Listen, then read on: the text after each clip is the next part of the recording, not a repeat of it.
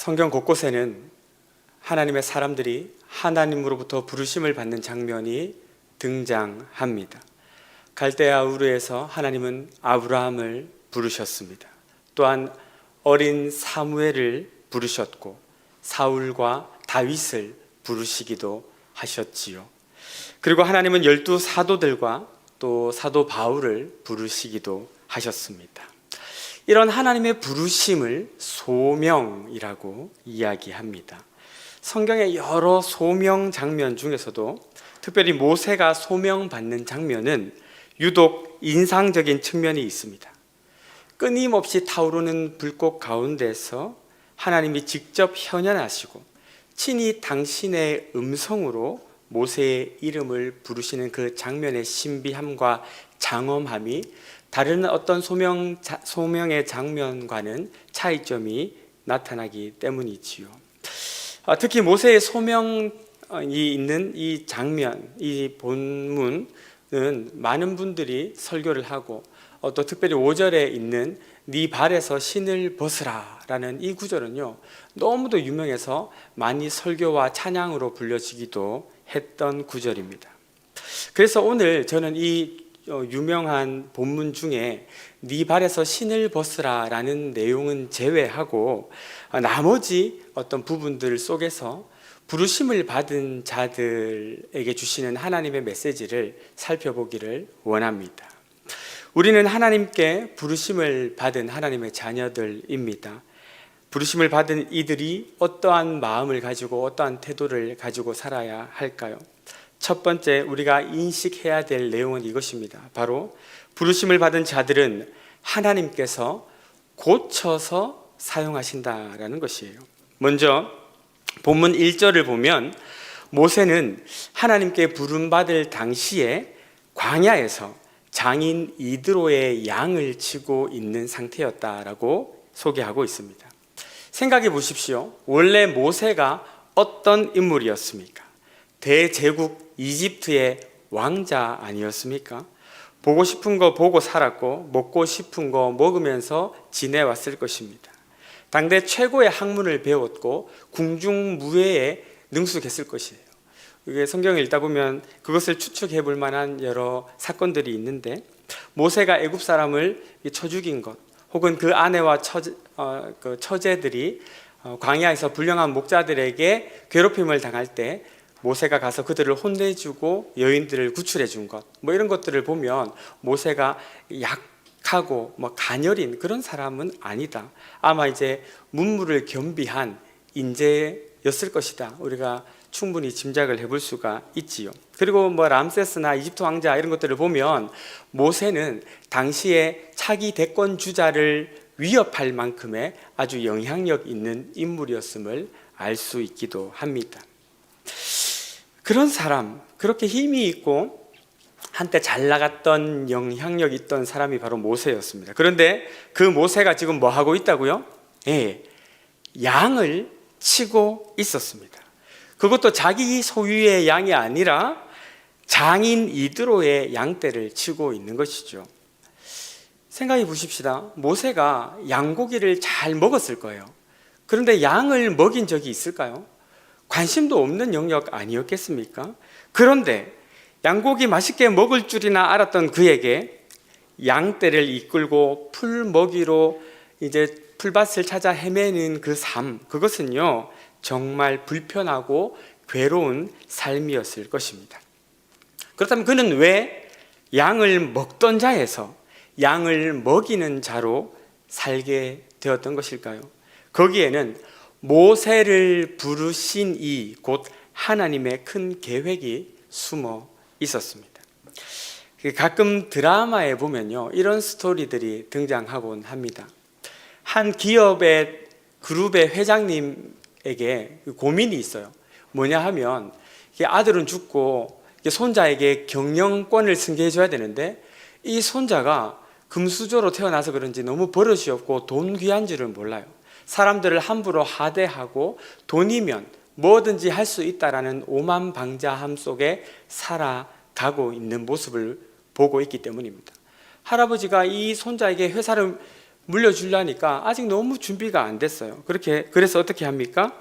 이 손자를 쫓아냅니다. 그리고 부하 직원들한테도 단단히 이르죠. 절대로 도와주지 마라. 아무도 도와주지 마라. 이렇게 단속을 잘 해요. 그러면 이 손자가 어떻게 됩니까? 어디 맨 처음에는 친구 집에 가서 살다가 돈 떨어지니까 친구 집에서도 쫓겨나고, 그리고 나중에 먹고 살려니까 편의점이나 어떤 가게 같은 데 가서 일을 밑바닥에서부터 배우기 시작합니다. 그러면서 어떻게 돼요? 점점 인간이 되어 가지요. 처음에는 짜증이 나지요. 내가 이러고 있을 사람이 아닌데, 내가 여기서 담배 한 갑 팔고 성냥 팔고 이럴 사람이 아닌데, 자신의 처지가 너무 처량하고 한심해 보일 수도 있었을 것입니다. 그런데 그런 과정, 밑바닥을 경험하는 삶을 통해서 점점 인간이 되어가요. 높아진 마음이 깎이고 갑질하던 자리에서 을의 마음을 이해하는 사람으로 변화되기 시작합니다. 그러다가 어떻게 됩니까? 갑자기 회장님이 쓰러졌다는 이야기가 들려서 병원에 가요. 그래서 할아버지가 이야기합니다. 이제 됐다. 내가 편안하게 너에게 이 기업을 물려줄 수 있겠구나. 그래서 이제 이 손자가 좋은 회장님이 되지요. 뭐 이런 스토리 다 아시지 않습니까? 그런데 생각해 보면 여기는 아주 성경적인 내용과 교훈이 담겨 있는 것 같습니다. 모세도요, 하나님이 쓰시는데 이 모난 모습을 그대로 갖고 쓰실 수 없으셨어요. 그래서 광야로 보내가지고 훈련을 시키십니다. 그리고 그 훈련 과정을 통해서 모세는 양 먹던 자에서 양 먹이는 자로 바뀌고, 그리고 그 경험으로 나중에 이스라엘을 인도하는 민족의 목자가 되게 된 것이죠. 그렇다면 하나님은 사명자를 어떻게 훈련시키십니까? 바로 작은 일에 충성하는 것으로 훈련을 시키십니다. 양을 치는 것, 작고 보잘것 없어 보이는 그 일, 그것을 모세는 묵묵히 감당하고 해내고 있는 것이죠. 하나님은 자기에게 주어진 일에 최선을 다하는 사람, 그를 당신의 일꾼으로 부르십니다. 그런 자가 큰 일에도 충성할 수 있기 때문이죠. 누가복음 16장 10절은 이렇게 말씀합니다.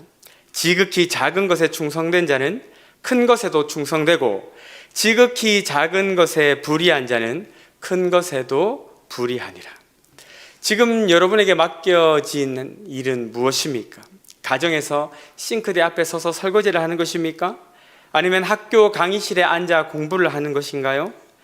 아니면 사회나 직장에서 상사와 부하 직원 사이에 끼어 생존 경쟁을 벌이는 것입니까? 여러분에게 맡겨진 일이 무엇이든 하나님은 그 일을 대하는 우리의 충성스러움을 보고 계십니다. 작고 보잘것없는 일이라 하더라도 그것에 충성하는 자에게 주님은 더 큰 일을 맡기십니다. 여러분은 열심과 충성을 물으시는 주님 앞에 떳떳하십니까? 내 너를 위하여 피와 살을 주었건만 너는 나를 위해 무엇을 주고 있고 나를 위해 어떤 일을 하고 있느냐 물으시는 하나님 앞에 당당하십니까? 이런 질문을 제가 던진다고 해서 저는 충성스럽게 잘 살고 있다, 그런 것이 아닙니다. 저 역시 하나님과 저 자신에게 부끄럽고 죄송한 마음이 들 때가 한두 번이 아니에요. 그런데 사실 그런 사람이 몇이나 되겠습니까? 그저 주님 앞에 죄송스럽고 민망한 마음 가지고 살아가는 사람들이 대부분일 것입니다. 그러나 그런 우리를 주님은 그냥 가만히 방치하지 않으십니다. 주님이 우리를 사랑하실 때는 있는 모습을 그대로 사랑하시지만, 주님이 우리를 쓰실 때는 주님이 쓰시기에 덜 불편하도록 고쳐서 쓰십니다. 그리고 더 충성스러운 사람이 되도록 우리를 빚어 가십니다. 그렇게 빚어 가시는 훈련 학교를 우리는 종종 광야라고 부릅니다. 광야. 혹시 지금 모세가 경험했던 것처럼 광야를 지나고 있는 분들이 계시지는 않으십니까? 여러 형태의 광야에서 짙은 고독과 외로움에 지쳐 있지는 않으십니까? 마치 오아시스 없는 사막 한가운데서 모래바람을 맞으며 끝이 없는 지평선을 향해 소망 없이 뚜벅뚜벅 힘없는 발걸음을 내딛고 있는 분들은 없으신가요? 그러나 기억하십시오. 하나님이 우리에게 광야를 허락하신 것은 우리를 더 충성스러운 종으로 쓰시려고 빚어가시는 훈련의 과정이라는 사실을 말입니다. 신명기 8장 2절입니다. 네 하나님 여호와께서 이 40년 동안에 네게 광야 길을 걷게 하신 것을 기억하라. 이는 너를 낮추시며 너를 시험하사 네 마음이 어떠한지 그 명령을 지키는지 지키지 않는지 알려 하심이라. 제가 즐겨 부르는 찬양 중에 광야를 지나며 라는 곡이 있습니다. 그 가사가 이렇습니다. 왜 나를 깊은 어둠 속에 홀로 두시는지, 어두운 밤은 왜 그리 길었는지, 나를 고독하게, 나를 낮아지게, 세상 어디도 기댈 곳이 없게 하셨네. 주님만 내 도움이 되시고 주님만 내 빛이 되시는, 주님만 내 친구 되시는 광야, 주님 손 놓고는 단 하루도 살 수 없는 곳 광야, 광야에 서 있네. 주께서 나를 사용하시려, 나를 더 정결케 하시려 나를 택하여 보내신 그곳 광야, 성령이 내 영을 다시 태어나게 하는 곳 광야, 광야에 서 있네. 여러분, 온실 속의 화초를 너무 부러워하지 마십시오. 들풀처럼 피어나 광야와 같은 척박한 땅에 심겨져 있다 하더라도 너무 원망하지 마십시오. 오히려 그 광야의 모진 비바람 속에서 누구도 쉬이 꺾을 수 없는 거목으로 성장해 가고 있는, 그리고 나를 그렇게 성장해 가시는 하나님을 신뢰하며 감사하실 수 있기를 바라요. 20대 초반에 제가 겁도 없이 하나님 앞에, 하나님 나를 광야로 보내주십시오, 나를 아라비아로 보내주십시오, 간절하게 기도했던 적이 있습니다. 그 기도를 하나님이 들으시고 저는 정말 버려지듯 광야 같은 삶으로 내팽겨진 것 같았습니다. 경제적인 파산, 건강의 붕괴, 여러 번의 유산, 혹독한 인간 조교들로 인한 말로 다 할 수 없는 고통 등등, 돌아보면 그걸 어떻게 버텼을까 싶은 그 광야를 지나면서 저는 점점 죽고 제 안에 주님은 점점 사시기 시작했습니다. 죽고 싶을 만큼 힘들었지만 결코 죽도록 내버려 두지 않으시는 하나님의 붙드심, 그리고 그 은혜 속에 저는 이제 내가 사는 것이 아니요 내 안에 계신 그리스도가 사시는 것이라 고백할 수밖에 없는 삶을 살기 시작했습니다. 사방으로 우겨쌈을 당하여도 완전히 엎드려지지 않게 붙잡아 주시는 주님의 크고 강한 손, 그 손 안에서 저는 조금씩 주님이 쓰시기에 덜 불편한 도구가 되어가기 시작했어요. 그러나 어느 순간 저는 광야보다는 따뜻한 이불 속을, 믿음으로 내딛는 모험 가득한 발걸음보다는 편안한 현실에 안주하려는 마음에 지배당하기 시작했습니다. 간혹 이것은 아닌데, 내가 이렇게 살아서는 안 되는데 라는 생각이 머릿속을 스쳐 지나가지만, 그렇다고 해서 다시 광야로 나가기에는 너무나 연약해져 버린 제 모습을 발견하곤 합니다. 가끔은 주님, 저 그냥 요 정도로만 살면 안 될까요? 만약에 훈련을 시키시더라도 좀 덜 힘든, 덜 빡센 광야로 가면 안 될까요? 이렇게 정신 나간 기도를 올릴 때도 있습니다. 그러나 저는 압니다. 하나님은 고쳐 쓰시는 하나님이시고, 그리고 고쳐 쓰시기에 가장 좋은 훈련소는 바로 광야라는 사실을 말입니다. 그래서 다시 엎드려 하나님 앞에 기도합니다. 주님, 주님께 쓰임받고자 하는 내 마음의 갈망이 편안한 현실에 안주하려는 욕심을 이기게 하여 주시옵소서. 사랑하는 성도 여러분, 광야에서만 만날 수 있는 하나님이 있습니다. 광야를 통과하는 자들만이 누릴 수 있는 은혜가 있어요. 성장통을 두려워하면 결코 성장할 수 없습니다. 광야를 두려워하면 우리는 주님께 쓰임받는 유용한 도구로 자라날 기회를 얻지 못하게 되는 것입니다. 그러니 여러분, 광야를 두려워하지 마십시오. 그곳에서 내 도움, 내 빛이 되시는 주님을 깊이 만날 수 있기 때문입니다. 나를 깨트리시고 나를 새롭게 빚어가시는 하나님의 손길을 기대하십시오. 혹 지금 여러 모양의 광야를 지나고 있는 분들이 계십니까? 재정적인 어려움의 광야, 건강의 광야, 너무 고통스러운 인간관계의 광야, 숨이 턱턱 막힐 정도로 자결하는 태양빛이 너무 고통스럽고 살을 에이는 듯한 혹한의 들바람에 괴로움의 눈물을 흘리고 계신 분들이 계시지는 않습니까? 사람이 무슨 말이 그리 위로가 되겠어요. 하지만 오늘 말씀을 기억하며 여러분 위로받고 새 힘을 얻을 수 있기를 바랍니다. 주께서 광야를 통해 모세를 훈련시키시고 쓰시기에 합당한 그릇으로 빚어가셨던 것처럼 이 광야를 통해 하나님이 나를 더 연단시키시고 나를 더 정금같이 나아가게 하시려 하는구나. 그것을 믿고 이 광야를 믿음으로 통과하여 승리하며 하나님 쓰시는 귀한 도구로 종으로 새로워지는 은혜가 있게 되시기를 예수님의 이름으로 축원합니다. 아멘. 두 번째로 부르심을 받은 이들이 생각해야 될 내용이 있어요. 그것은 바로 사역의 주체가 누구인지를 기억하며 겸손히 일해야 한다라는 것입니다. 10절에 보니까 이렇게 말씀합니다. 이제 내가 너를 바로에게 보내어 너에게 내 백성 이스라엘 자손을 애굽에서 인도하여 내게 하리라. 여러분, 여기서 우리가 무엇을 알 수 있습니까? 바로 이를 행하시는 주체는 하나님이시다라는 사실이에요. 하나님은 내가 너를 바로에게 보내겠다, 내가 너를 사용해서 내 백성 이스라엘을 건져내게 하겠다라고 말씀합니다. 모세가 주체가 아니에요. 모세 스스로가 민족을 향한 애달픈 마음과 불타는 애국심으로 민족을 이끌어낸 용도자가 된 것이 아닙니다.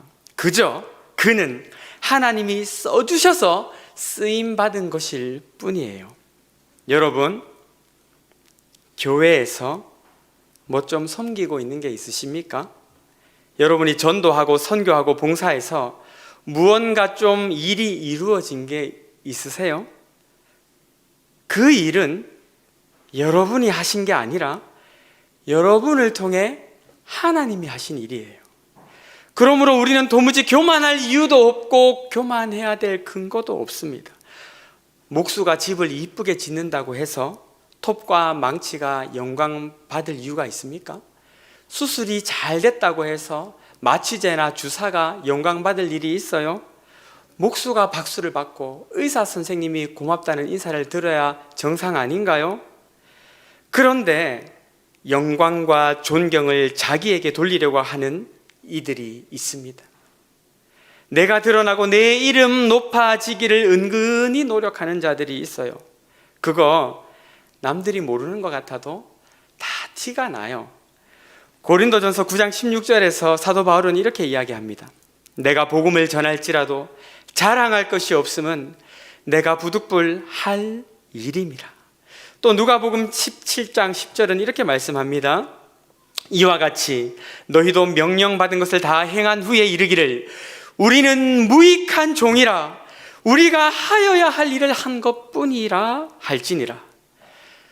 사랑하는 성도 여러분, 우리는 하나님 앞에 쓰임받고자 하는 갈망, 불타는 욕심이, 거룩한 욕심이 있어야 돼요. 그리고 주님께서 우리를 쓰신다면 그저 써주심에 감사할 뿐이어야 합니다. 자기 영광을 추구해서는 안 돼요. 우리 삶과 사역의 주원은 늘 하나님 한 분이셔야 합니다. 이 사실을 우리가 늘 기억하면서 겸손히 쓰임받는 저와 여러분 모두가 되실 수 있기를 예수님의 이름으로 축원합니다.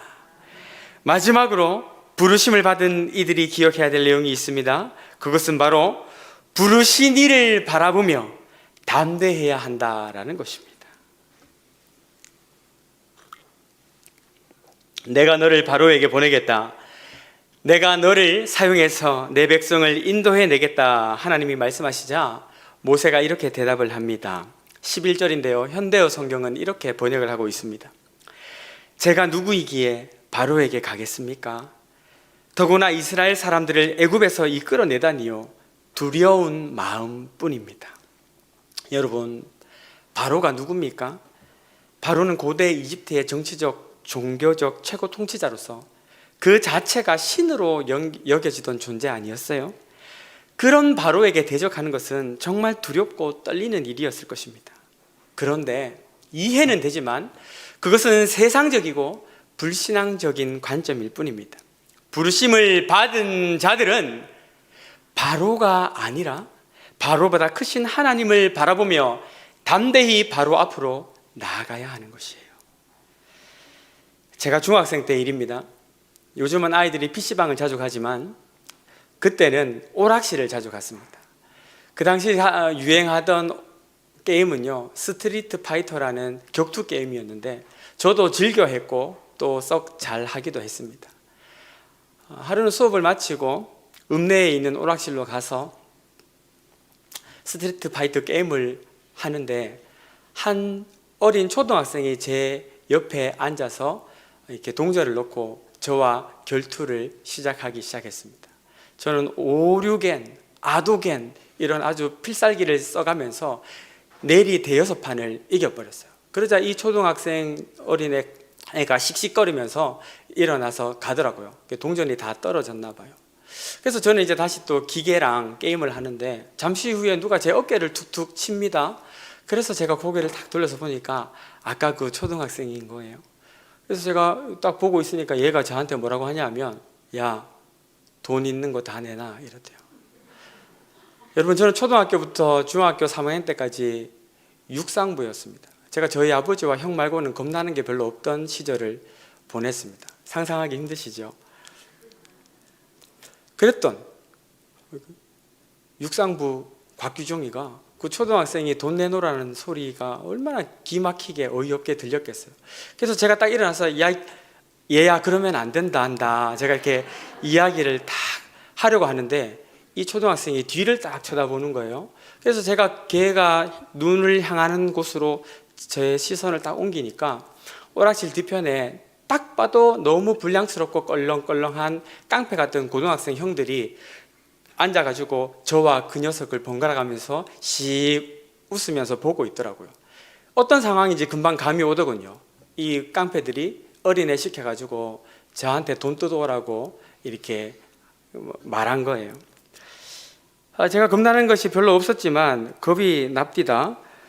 예. 그래서 제가 이렇게 어떻게 해야 되지? 갈등하고 있는데 이 초등학교 녀석이 이 갈등의 종지부를 찍어줬습니다. 야, 빨리 돈 안 내나? 딱 이야기해요. 제가 또 계산을 해봤어요. 얘를 한 대 치고 연문으로 빠져나가면 내가 잡힐까 안 잡힐까. 제가 육상부이긴 했지만 제 주종목은 단거리가 아니라 중장거리였거든요. 그래서 제가 오래 뛰면 안 잡힐 자신이 있는데 금방 나가면 빨리 잡히겠더라고요. 그래서 제가 할 수 없이 눈물을 속으로 머금고 있는 돈을 다 털어서 그 어린 녀석에게 갖다 바쳤습니다. 제가 그 어린 녀석이 무서워서가 아니었습니다. 그 녀석을 택하시고 크게 들어 사용하시는 고등학생 깡패 형님들이 무서워서 제가 돈을 준 것이죠. 그 녀석 역시 마찬가지 아니었겠습니까? 초등학생인 그 녀석이 중학생인 제가 왜 안 무서웠겠어요? 그러나 그 녀석은 용감하게 제 주머니에 있는 돈을 다 털어갔습니다. 그 이유는 바로 자기 뒤에 서서 두려워하지 말고 놀라지 마라, 강하고 담대하라, 내가 너와 함께 하겠다 라고 확신을 심어주는 깡패 형님들, 그 형들을 향한 믿음과 신뢰 때문 아니었겠어요? 여러분, 오늘 우리가 살아가는 이 세상은 제대로 신앙생활 하기 결코 만만한 세상이 아닙니다. 수많은 문화 인류학자들, 사회학자들이요, 기독교의 쇠퇴를 예언하고 있어요. 최근에는 교회의 쇠퇴, 그리고 기독교 문명의 멸망에 관한 논문이 발표되기도 했습니다. 제가 관심 있게 그 글들을 보고 영상들을 또 보고 했는데요, 그들의 주장에 많은 부분 공감하고 동의를 합니다. 그리고 오늘날 교회가 그들의 주장, 그들의 이야기에 귀를 기울이고 또 필요한 대책을 세워야 된다, 저는 그렇게 공감하는 측면도 많이 있어요. 그러나 결정적인 차이가 있습니다. 그들이 주장하는 기독교에 대한 분석에는 하나님의 역사가 빠져 있어요. 힘들고 어려운 상황과 환경을 넘어서 일하시는 하나님의 역사 말입니다. 사실 기독교의 역사는요, 상황이 쉽고 만만해서 수천 년간 이어온 게 아니에요. 신구약 중간 침묵기에도 주님은 당신의 일을 계속 해오셨고 중세 암흑기에도 하나님의 열심은 쉬지 않고 당신의 일을, 당신의 교회를 위해 행해 오셨습니다. 그리고 공산 정권의 핍박 속에서도 교회의 숨통은 끊어지지 않았고 3년 가까이 이어져 오고 있는 코로나 팬데믹 상황 속에서도 교회는 돌파구를 찾아가고 있어요. 사랑하는 성도 여러분, 세상을 보면 소망이 없습니다. 그런데요, 우리 주님을 보면 소망밖에 없는 줄 믿습니다. 그러므로 우리 소명자, 하나님께 부르심을 받은 자들이 바라보아야 할 대상은 주님 한 분이요, 또 주님 한 분 바라보는 자들이 가져야 할 마음은 바로 담대함인 것입니다. 오늘날요, 성도들이 너무 위축돼 있어요. 캠퍼스에 가보면 학생들이 크리스찬인 것이 들킬까봐 숨죽여 지내는 청년들이 얼마나 많은지 모릅니다. 어른들은 뭐 다릅니까?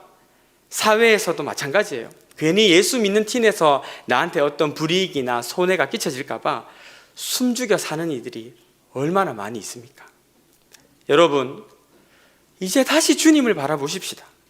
바로가 다스리는 것 같은 이 세상 속에서 골리앗과 같은 두려운 상황을 만난다 하더라도 어깨를 펴고 당당하게 성도의 정체성을 유지하며 살아가십시다. 말씀을 정리합니다. 사랑하는 성도 여러분, 저는 저와 여러분 모두가 크신 하나님의 손에 붙잡혀 쓰임받는 빛나는 인생들이 되기를 바랍니다. 그러기 위해서 우리 부름받은 자들이 기억해야 될 사실들이 있어요. 그것은 바로 나를 새롭게 빚으시기 위해 예비하신 광야의 훈련을 겁내지 말아야 한다는 것입니다.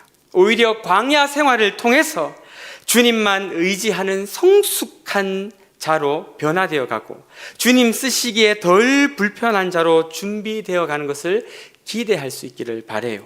또한 나를 빚으시고 나를 써주실 때에 자랑하지 말고 부득불 할 일을 하였을 뿐입니다. 나는 무익한 종입니다. 써주시니 감사합니다. 그렇게 고백함으로 썩어질 이 땅에서 영광받고 박수받는 자들이 아니라 하늘에 귀한 상급 쌓아가는 은혜가 있기를 바랍니다. 그리고 어떤 상황보다 크시고 모든 문제보다 위대하신 하나님을 믿음의 눈으로 바라볼 수 있게 되기를 바라요. 그리하여 이 세상을 향한 두려움을 이기고 담대히 세상으로 나아가 승리하며 하나님께 영광 돌리는 귀한 소명자들 다 되실 수 있기를 예수 그리스도의 이름으로 축복합니다.